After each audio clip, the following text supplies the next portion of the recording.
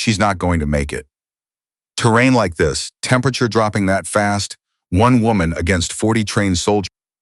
Harkin laughed when Sergeant Delvaux suggested a sweep of the eastern ridge. He actually laughed. Then he poured himself a coffee, told his men to pack the vehicles, and never looked back toward the tree line again. That decision would cost him everything before the sun came up. The last sound Sergeant Elise Delvaux heard before the world went quiet was the crunch of boots on frozen ground, moving away from her, not toward her.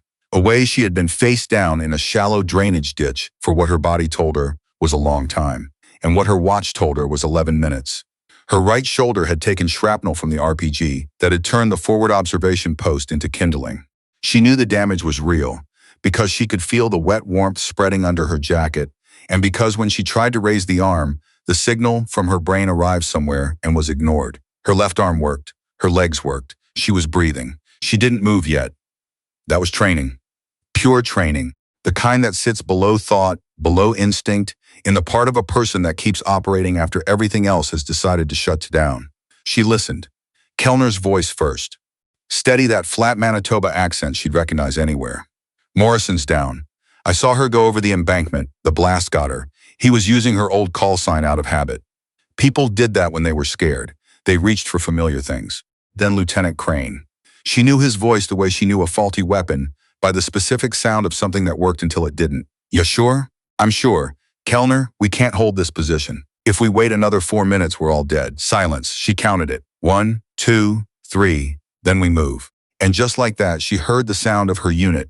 Her unit, the people she had trained beside for 2 years, the people she had covered and fed and defended, and pulled out of situations they had no right to survive. She heard them go. She stayed still for another full minute after the last footstep faded. Training, because you don't move until you're certain. You don't make a sound until you've listened to everything the dark has to tell you. Then she turned her head very slowly and took stock. Right shoulder, compromised. She could work around it. Left arm, functional. Weapon, her C8 carbine was still slung across her chest. Stock cracked at the grip from where she'd landed on it, but when she cycled the bolt one-handed with her chin helping, it fed clean. She counted the magazine by feel. 14 rounds. She had a sidearm on her right hip she could reach with her left hand, 2 spare pistol magazines, and 1 fragmentation grenade still clipped to her chest rig. She did not think about survival. That was too large, too likely to produce a number she didn't want to see. She thought about the next 5 minutes. What do I have? What do I need? What's the first step? The first step was getting off the ground. She used a frozen fence post that had no business still standing to haul herself upright. Her legs held. Her shoulders screamed. A deep, constant structural kind of pain, the kind that tells you something has been altered permanently rather than temporarily. And she breathed through it the way she'd been taught, in through the nose, out through the mouth. Slow enough to be deliberate, fast enough to keep moving. She was in the Yukon River Valley, 40 kilometers from the nearest settlement, 8 kilometers from the extraction point that her unit was now moving toward without her. The temperature was sitting somewhere around -22 and dropping. She knew this not because she checked a thermometer, but because she could feel it beginning to work on her exposed skin in that particular serious way. That cold gets serious when it stops being discomfort and starts being a problem to solve. She solved it by moving. There was an abandoned hydroelectric relay station 2 kilometers northeast. She'd noted it on the satellite imagery during mission prep, the kind of detail that had seemed irrelevant at the time and now felt like the only relevant thing she'd ever learned. She started walking. It took her 37 minutes. She knew because she counted every one of them. Counting kept her inside herself. Counting kept her from thinking about Crane's voice. Then we move. 2 words. The most expensive 2 words anyone had ever aimed at her life. The station was exactly where the imagery had placed it. Corrugated metal walls. A heavy door with a padlock that took her 4 minutes to work with the pick she kept in her boot. A habit her training sergeant had called paranoid, and that she now considered the most sensible decision she'd ever made. Inside, residual warmth from whatever mechanical process had last run here, 2 workbenches, a landline telephone almost certainly non-functional, and a wall-mounted emergency radio kit sealed in yellow plastic. She broke the seal. The kit was intact. The radio was short-range and its battery was at 30%, which meant she had 1 transmission, maybe 2 if she kept them tight. She sat on the workbench and looked at the radio for exactly 4 seconds. She was thinking about the mission. The actual mission, not the reconnaissance run that Crane had aborted. The actual reason they'd been in this valley, in this cold, in this particular configuration of risk.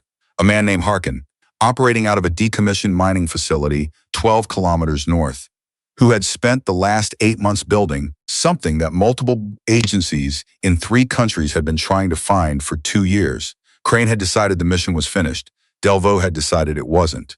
She keyed the radio and started talking.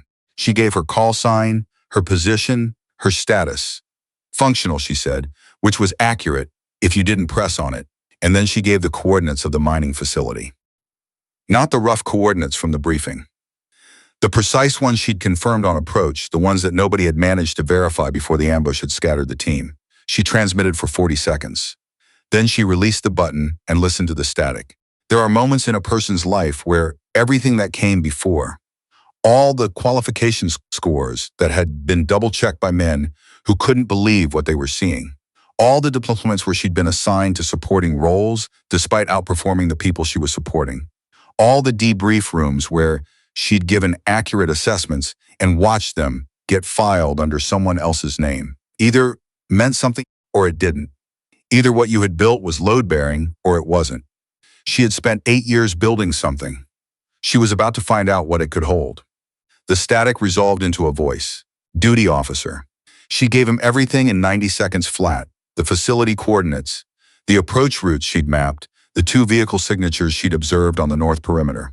She told him about the ambush, that it had been waiting for them, that the patrol route had been known in advance, that someone had told someone something they shouldn't have. The duty officer asked her to stand by. She stood by. She used the time to field dress her shoulder, using the station's first aid kit, a canvas pouch with bandaging material, antiseptic, and 2 chemical heat packs that she pressed against the wound before wrapping it tight. It wasn't good medicine, it was enough medicine. When the voice came back, it told her that the facility was being flagged for priority action and that extraction assets were being repositioned. ETA, 4 hours minimum. She looked at the window. Outside, the dark was total, 4 hours minimum and -22 with a compromised shoulder and a radio at 20% battery. Copy that, she said. I'll be mobile. She went back out into the cold. This is what people don't understand about someone like Delvaux. She was not brave in the way that makes it into citations. She was not the kind of person who ran toward danger because she'd stopped being afraid of it. She ran toward it, when she did, because she had a very clear internal accounting system that told her exactly what the cost of not running was, and that cost was always higher. She knew the facility layout from 4 days of pre-mission study. She knew the likely positions of the 2 perimeter cameras that hadn't appeared in the original intelligence package because she'd spotted the cable conduit on the approach and done the math. She knew that the north fence had a 12-meter section where the ground had subsided and the wire had never been retensioned because she'd seen it from 600 meters and noted it without knowing she'd need it. She reached the facility perimeter in 51 minutes. She was inside it in 3 more. The subsided fence section was exactly where she'd calculated. She went through it flat on her stomach, using her left elbow and her legs, keeping her right arm pressed to her body. The pain was enormous and steady, like a sound that was too loud to hear clearly. She was past it before she processed it. Inside the perimeter, she oriented. 4 structures: main building east, equipment shed north, vehicle shelter west, generator housing south. Lights in the main building, 1 vehicle idling in the shelter. Recent arrival, engine still warm, which told her something had happened here in the last hour, something that had accelerated a timeline. She went for the generator housing first, not to disable it, to understand it, because a facility that loses power behaves differently than a facility that keeps it, and she needed to know which one she was dealing with before she did anything irreversible. The generator housing was unlocked. Inside, 2 large diesel units, auxiliary fuel tanks, and a wall-mounted communications patch panel she hadn't expected. She stood in front of that panel for 30 seconds. Then she did something that her demolitions instructor, a compact, deeply skeptical woman named Sergeant Beaumont, who had never once given Delvaux a compliment and had twice told her she was the best she'd trained, had told her to do whenever she found something she hadn't been briefed on. She photographed it with her mission camera, every port, every label, every cable run. Because information is always the primary objective. Everything else is how you get it out. She was back outside when she heard the voices from the main building. Two men close, Harkin and someone else. She couldn't make out the words. The wind was working against her, but she caught the tone. The particular rhythm of a conversation between a man giving instructions and a man who has stopped arguing. Something had been decided. Something was happening tonight that had not been in her brief. She moved toward the sound. The main building's east face had two windows, both covered with blackout material. She found the edge of a gap where the material didn't quite meet the frame and pressed her eye to it. Harkin was at a table. She recognized him from his file, the build, the way he held himself, the quality of stillness that some people get when they've been operating outside accountability for long enough that they stop performing for an audience. Beside him, a younger man she didn't recognize stood over a set of maps. A third person, older, civilian clothing, body language of someone who was present under duress, sat at the far end of the table. She watched for 4 minutes without moving. Harkin pointed at something on the map. The younger man traced a route. The person under duress said something that made Harkin look up, and in his look she read the answer to a question she hadn't known she was asking. The person at the end of the table was Canadian, not a local. Someone who had been brought here, someone who had a function. She moved to the building's main entrance and listened. There are things that training gives you that only reveal themselves in moments like this one. A kind of cognitive stillness under pressure where your brain continues operating at full capacity while your body does what it needs to do, and the two functions don't interfere with each other. Delvaux had had this since she was 23. Her instructors had called it composure. She called it just doing the work. She went in through the side entry, a fire door that had been propped open, which was either careless or a trap. And she'd know which in the next 30 seconds. It was careless. Two men in the first room, neither looking at the door. She moved past them through the interior corridor, and the second man started to turn just as she was past, and she heard him behind her, but she was already through the next door, and it was already closed. The room with Harkin was second from the end of the corridor. She had 4 seconds of standing outside it before someone in the room moved toward it from the other side. The door opened inward. She was already flat against the wall. The person who stepped into the corridor was the younger man from the map table. He turned left. She came from his right. He went down quietly. She caught him before he hit the floor. She went in. Harkin looked up. The third person, the one who had been sitting under duress, made a small involuntary sound and then stopped making it. Harkin's hand moved toward the table. "Don't," she said. Something in her voice stopped him. Not the word, the quality of it. The absence of anything performative. She had been in this valley for 9 hours, had been left for dead, had walked kilometers through -22 with a broken shoulder, and she was standing in his facility with a weapon and the specific focused attention of someone who had already done the calculation and knew exactly what she was going to do next. He left his hand on the table. "English," she said to the third person. A pause. Then in a voice that was working hard to be steady, Yes, I speak English. Who are you?" "My name is Pelletier. I work for the federal government." He swallowed. "I was taken 4 days ago. From Whitehorse." She filed that. The person under duress wasn't intelligence, or not primarily. He was leverage, which meant Harkin was negotiating with someone, and Pelletier was the currency. She looked at Harkin. "Who are you talking to?" she said. He said nothing. She noted that he was not afraid. He was calculating. There was a difference, and it mattered. "I already transmitted your facility coordinates to Coalition Command," she said. "They're running confirmation right now. I don't need your cooperation for the strike. I need to know how many people are in this building and where they are." She watched his face. 7, he said. He said it the way someone says something when they've decided that the truth costs them less than a lie. 5 in this facility, 2 in the vehicle shelter. She had counted 4 on approach, 1 more than she'd thought. "The vehicle," she said. "The one that arrived in the last hour. What changed tonight?" He looked at her with the specific attention of a man who is revising his understanding of a situation. "The timeline moved up," he said. She thought about the ambush, about the patrol route, about the fact that this operation had known they were coming. "By how much?" she said. 6 hours. She checked her watch, 0247. Whatever Harkin had been building toward was no longer a tomorrow problem. "Pelletier," she said, without taking her eyes off Harkin. "Is there a communications room in this facility?" "Yes," he cleared, his throat down the corridor. "Third door. Can you walk?" "Yes." You're going to walk there now. You're going to do it slowly, and you're not going to say anything to anyone you pass in the corridor. If someone stops you, you tell them Harkin sent you. A pause. Okay, he said, okay.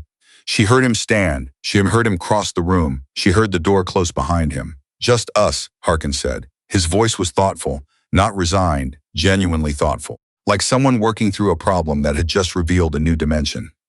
Just us, she agreed. You were in the ambush, he said. Yes, and you walked here from the ditch. She said nothing. He looked at her for a long moment. My people told me there were no survivors. Your people were wrong. Something moved across his face. She had seen this expression before, on instructors who had set a qualification standard and then watched someone clear it by a margin that required them to recalibrate. It wasn't respect, exactly.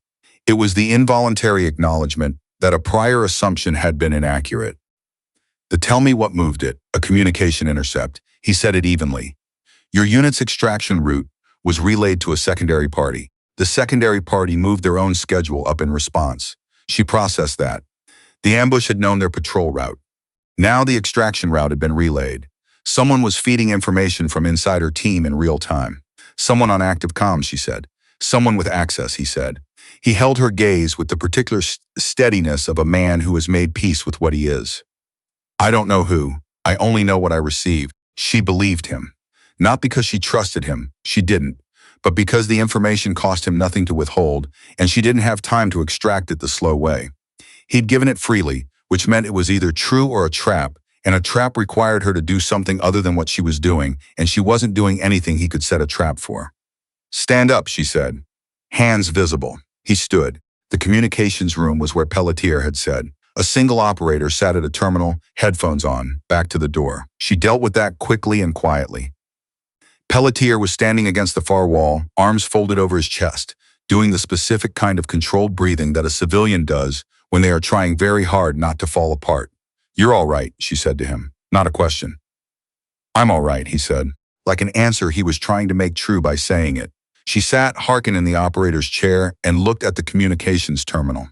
It was standard encrypted hardware, not military, but the frequency architecture was familiar enough.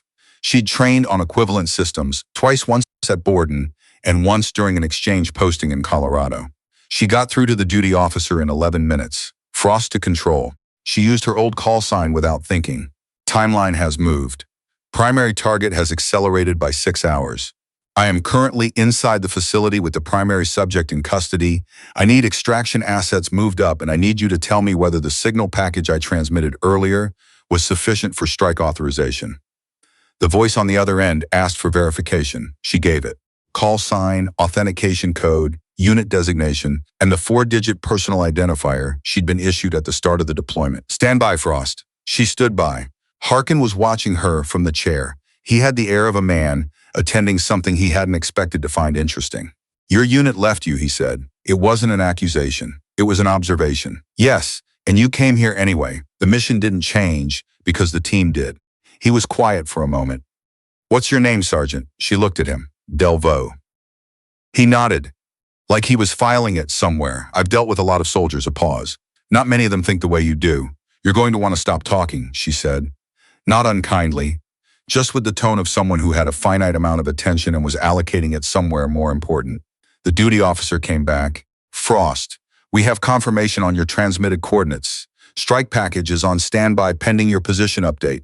We need your current location marked as friendlies before we can proceed. She transmitted her coordinates, Pelletier's position, Harkin's status. She flagged the 2 men in the vehicle shelter as armed. She told them about the additional person she hadn't accounted for on approach. Copy, Frost. Strike authorization is pending command review. ETA on that decision. 15 minutes. Can you hold your position? She looked at Harkin. She looked at Pelletier. She looked at the door. Negative on holding, she said. I have a civilian in custody and a primary subject who has cooperation going but limited duration. I'm going to need that decision in 8 minutes. A pause. We'll work it. Good. She released the transmit button and looked at Harkin. 8 minutes. You're going to sit there and be quiet. And if I cooperate, he said, fully, what does that look like for me? She thought about it honestly. I don't have authority to make you deals. What I can tell you is that the intelligence value of what you know is significant enough that cooperation will be noted by people who have authority. And what you know is going to come out one way or another. The only variable is which version of this story ends with you still functional. He considered that with the air of a man who was used to having options and was now mapping the terrain of a situation that had fewer of them. The secondary party, he said. The one that moved their timeline. They're not working alone. I know, she said. There are 4 separate operations connected to this facility. Not run from here, coordinated through here. The communications architecture on that terminal. He gestured at the board she'd been working on. If your people know how to read it, it'll show them all 4. She looked at the board. She thought about the photograph she'd taken in the generator housing. Why are you telling me this? He looked at her steadily. Because you walked here from the ditch, he said. And I think that means you're going to walk out of here regardless of what I do. So I'd rather be the person who gave you the map than the person who made you find it yourself. She studied his face for 2 more seconds. Then she pulled the mission camera from her vest, handed it to Pelletier, and told him to stand at the door. She spent 6 minutes photographing every element of the communications board, every cable, every frequency notation, every routing label. When she was done, she put the camera back on her vest and felt the weight of it there. 8 years of decisions, compressed into a piece of equipment that fit in the palm of her hand. The duty officer came back at exactly 8 minutes. Frost strike authorization approved. Package is 12 minutes out. We need you and your civilian clear of the facility perimeter. Can you move? Moving now, she said. She looked at Harkin. On your feet, she said. You're coming with me. He stood without argument. She noted that some people argued right up to the moment when there was nothing left to argue about, and some people found the moment when the argument was finished and stopped. He was the second kind. She filed that as useful information about the kind of cooperation she could expect in a debrief room. They went out through the fire door she'd come in through. Pelletier moved well for a civilian who had been held for 4 days in a cold facility. He moved with the careful deliberateness of someone who had decided that paying attention was the most useful thing he could do, and she respected that. She kept Harkin 2 steps ahead of her and 3 steps behind Pelletier. They were 60 meters from the perimeter when one of the men from the vehicle shelter appeared at the north corner of the main building. He saw them at the same moment she saw him. She had 3 options, and she evaluated them in the time it took him to raise his weapon, which was not very long. Down, she said to Pelletier. Pelletier went down immediately, which she had not been fully confident he would, and she dealt with the threat from the shelter with 2 rounds, and then they were moving again, and there was a secondary shout from the direction of the equipment shed, and she changed their angle to use the vehicle shelter as cover, and Harkin moved with her without being told, which told her the cooperation was real. 11 rounds remaining. They were through the subsided section of fence and 80 meters out when the strike package arrived. The sound was not what most people expected. It was a pressure event, a reorganization of the air around them, sudden and total, followed by light that had no business existing in the dark, and then the sustained rolling sound of a facility that had been decided against. She put her hand on Pelletier's shoulder and kept moving. At 200 meters, she stopped and keyed the radio. Frost to control. We are clear of the target area. Primary subject in custody, civilian uninjured. I have a camera with communications board documentation from inside the facility. I need a debrief team on the extraction bird, not standard. Full intelligence workup. A pause. Then, copy. Frost. Extraction asset is 8 minutes. What are we looking at on the camera? She thought about what Harkin had told her. 4 operations. A network she hadn't been briefed on because nobody had known it was there. Tell them it's connected, she said. Tell them tonight isn't the end of this. It's the beginning. She clipped the radio back and looked up at the sky. 8 minutes. She had stood in worse places for longer. Behind her, Harkin was sitting on the frozen ground with his hands visible, looking at the light where the facility had been. His face had the quality of someone who had watched something end and was already thinking about what that meant. The person feeding your route, he said, without the one in inside. Your team. She waited. I don't have a name. I have a comm signature. Frequency and timing pattern, consistent across 6 weeks. A pause. If your people know what to look for, the documentation on your camera will let them find it. She looked at him. Why, she said. Because, he said, and he finally looked up at her. Whoever that is, they're the reason you ended up in that ditch. And I find I'd rather not be the person who kept that information from you. She held his gaze for a moment. Then she looked back at the sky. The extraction bird came in from the south. its lights appearing first as a brightness through the dark, and then as a shape, and then as something solid and real. She had the mission camera in her hand. She had Harkin. She had Pelletier, who was sitting upright and shivering and alive. She had 11 rounds in her weapon and a shoulder that had stopped sending signals she could read and was now just present, a fact she acknowledged and set aside. The medic who came off the bird first moved toward her with the specific urgency of someone who had heard compromised shoulder on the radio and done the math about what that meant. He was efficient and thorough, and when he got to the wound, he made a sound that wasn't quite professional. "I know," she said. "Sergeant, I need you to." "I know," she said again. "Get me on the bird." He got her on the bird. The flight to the forward operating base took 23 minutes. She was awake for all of it, which she later decided was both useful and a form of punishment, because awake meant there was nothing between her and the full weight of what the night had been. The adrenaline was gone. The mission math was gone. What was left was just Delvaux in a helicopter with a damaged shoulder and a camera full of intelligence, and the particular knowledge, not satisfaction, not relief, just knowledge, solid and permanent, that 37 people at a coalition position to the south were going to see the morning because she had not stayed in the ditch. At the FOB, a woman in a colonel's uniform was waiting at the landing pad. Colonel Sinclair, Joint Intelligence. The kind of person who showed up at 3 in the morning not because something had gone wrong, but because something had gone differently than expected. "Sergeant Delvaux," Sinclair said. "Colonel, your unit's after action has already been filed." Her voice was level and entirely unreadable. "Lieutenant Crane reported you as killed in action." She let that land. "Yes," she said. "I thought he might." He also reported the mission as a failed extraction under hostile conditions. "The mission succeeded," she said. "Primary subject is in custody. Facility is gone. The camera on my vest contains communications documentation from inside that facility that connects to 4 separate operations we haven't identified yet." Sinclair looked at her for a moment. Then she looked at the camera. Then she called over the man standing behind her, a captain from the intelligence section whose name Delvaux didn't catch. And the two of them had a brief, low conversation. The captain took the camera. "Walk with me," Sinclair said. They walked, the signal, Sinclair said, when they were away from the pad, the patrol route that was fed to Harkin's network. "We had a preliminary look at the camera documentation in transit." She paused. "There's a frequency signature in there that originated inside this OB, 48 hours before your mission deployed." Delvaux said nothing. "We have a candidate," Sinclair said. "The investigation has been open for 6 days. What's on your camera is the corroboration we needed to move." "Who?" Delvaux said. Sinclair looked at her with the even attention of a senior officer deciding how much to put in the room. "Someone you know," she said. "Someone you've worked with." She thought about Crane's voice in the dark. "Then we move," the perfect flatness of it, the way it had not wavered, the way he'd already done the math before he got to the question. "Crane," she said. Sinclair's face confirmed it without moving. "He's been under review as a witness," Sinclair said carefully. "His interview began this morning. Certain elements of his account are inconsistent with statements from other members of your unit. He doesn't appear to have noticed yet." She thought about 2 years of deployments, 2 years of wondering why certain recommendations had never materialized, why the sniper jilt she'd been assessed for had quietly evaporated, why her qualification scores kept getting attributed to favorable conditions rather than to what they actually were.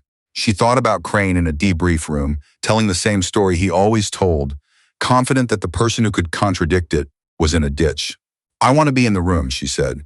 Sinclair said nothing. "Not to conduct the interview," Delvaux said. "Not to say anything. I want to be present, so that when he looks across that table, he knows that the ditch didn't hold." Sinclair considered her for 3 seconds. "When you're medically cleared," she said, "which is not tonight, and which will require you to cooperate with the medical team, rather than describe yourself as functional when the duty officer's notes say shrapnel and significant blood loss." "Understood." "We're clear?" "We're clear." Sinclair looked at her one more time, the particular look of a senior officer taking an accurate measurement of what she was looking at. "The intelligence on that camera," she said. "The team working it has been calling it the most significant documentation capture from this operational area in 14 months. 4 connected operations. 22. Identified contact signatures. An internal source who is now identifiable." She paused. "You pulled it out of a burning network facility with a damaged shoulder after your unit left you in a ditch." Delvaux waited. Crane's report will be corrected, Sinclair said. The mission is being reclassified. Full intelligence capture, hostile network disruption, primary subject in custody. She paused. Your name will be on that report. She walked away. Delvaux stood on the landing pad and let that settle. 18 days later, she walked into the room. She walked without assistance, which her surgeon had categorized as aggressive, and her physiotherapist had categorized as technically within parameters if she was careful, and which she categorized as necessary. The shoulder had been reconstructed. The reconstruction had gone well. She had been told she would have full function within 6 months, which was the kind of timeline that meant you started working toward it immediately. The room was standard. Table, chairs, 2 military police against the wall. Sinclair at the head of the table, coffee in hand. Crane was sitting across from the empty chair where Delvaux would stand. When she came through the door, he looked up, and she watched it happen. The rapid internal negotiation that a person runs when they realize that the story they've been telling has just met the person it was told about. The calculation of how much is known, how much can be walked back, whether any version still works. He read her face. He stopped calculating. You filed a KA report on me, she said. His jaw tightened. The conditions at the time. You filed a KA report on me, she said again. While I was inside that facility doing the mission you walked away from. While the intelligence on my camera was being collected. While Pelletier was being held in a room 60 meters from where you put me in the ground. She moved to the table and stood. And that, she said, is the least of what this room is about. The intelligence officer from Sinclair's section put the camera documentation on the table. He walked Crane through the frequency signatures, the timeline, the 48-hour window between the filed patrol route and the transmission to Harkin's network. Crane looked at the documentation for a long time without speaking. Then he said, it wasn't about money. Nobody had asked. There were people above me, he said, who were going to keep running this operation until it produced results. The intelligence was bad. I flagged it. 3 times I flagged it. Nobody was listening. His voice was controlled and raw in equal measure. I thought if the mission failed, cleanly, with the team intact, they'd finally accept that the source was compromised. You sold the patrol route, she said. I sold one route, he said. You thought a controlled failure, she said. A hard contact. Team pulls out, mission gets stood down. Except the hard contact wasn't controlled, was it? 2 people were medivist. Kellner lost a finger.